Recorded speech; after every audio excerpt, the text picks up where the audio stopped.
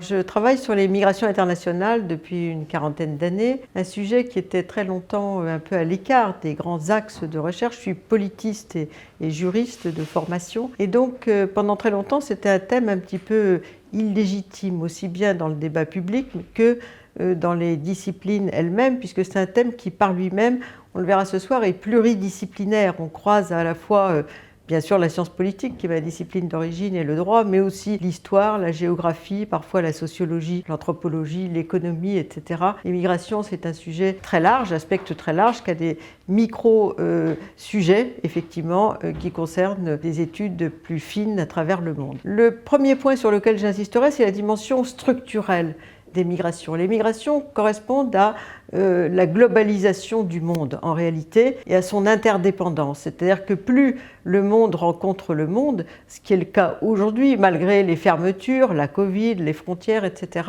plus la mobilité s'accélère. Et d'ailleurs, plus les personnes s'enrichissent, sont plus éduquées, sont en meilleure santé, plus elle bouge. Donc en fait, on est dans une période d'accélération. On parle parfois de deuxième grande mondialisation après celle de la fin du 19e siècle, à laquelle nous sommes confrontés depuis la chute du rideau de fer.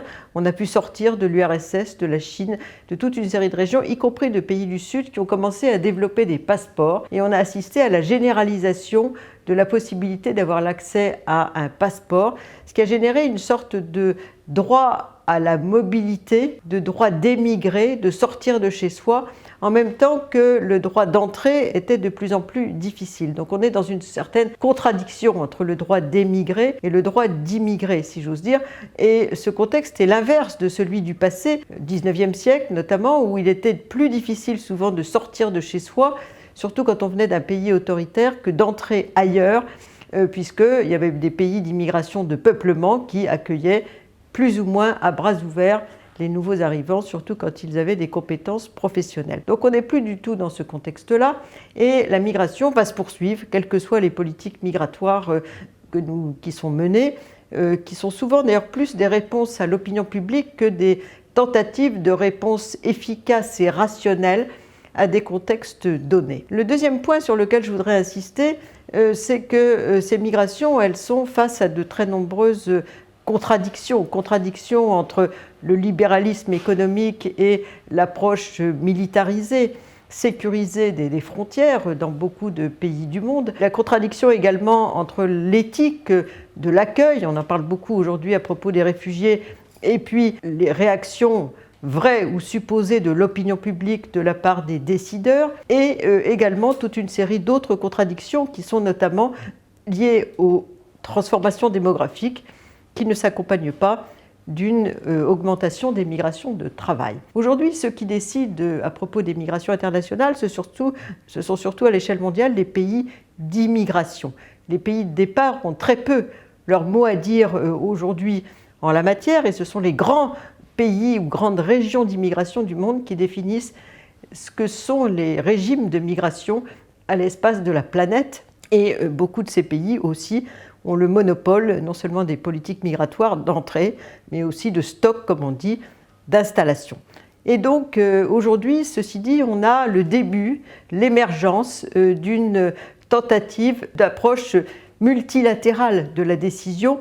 On l'a vu avec le pacte de Marrakech 2018 qui propose d'interroger, de solliciter autour de la table des Nations Unies, des pays de départ, des pays d'accueil, des grandes ONG, des associations de migrants, des associations de droits de l'homme, des employeurs, des syndicats, des églises, etc. et qui ont abouti à un pacte, deux pactes d'ailleurs en 2018, dont le sous-titre est « Pour une immigration sûre, ordonnée et régulière ».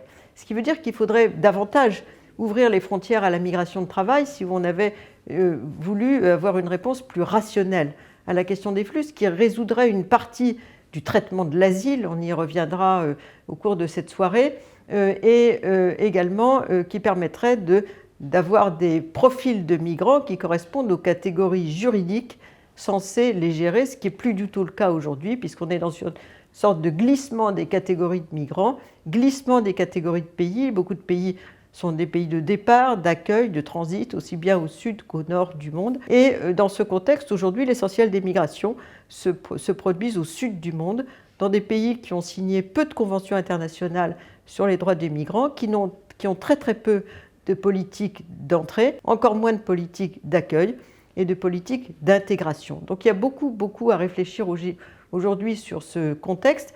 Et le dernier point sur lequel je conclurai, ce sont les idées reçues. La plupart des Européens ont beaucoup de mal à considérer qu'ils sont dans un continent d'immigration qui est devenu un continent d'immigration de peuplement, qu'ils ne se pensaient pas comme tel jusqu'aux années 70 environ, puisque l'immigration, c'était surtout l'immigration de travail, qui était pensée comme retournant au pays, ce qui n'était pas toujours le cas, et puis l'immigration de réfugiés.